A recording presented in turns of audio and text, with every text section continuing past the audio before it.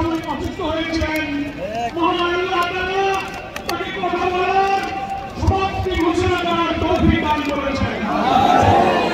নিরাপদে দলে দলে যেভাবে এসেছেন, নির্দেশ অনুযায়ী আপনারা আল্লাহর নামে ফিরে যাবেন। যেখানে যানবাহন আছে সকলকে আমি জামাতের পক্ষ থেকে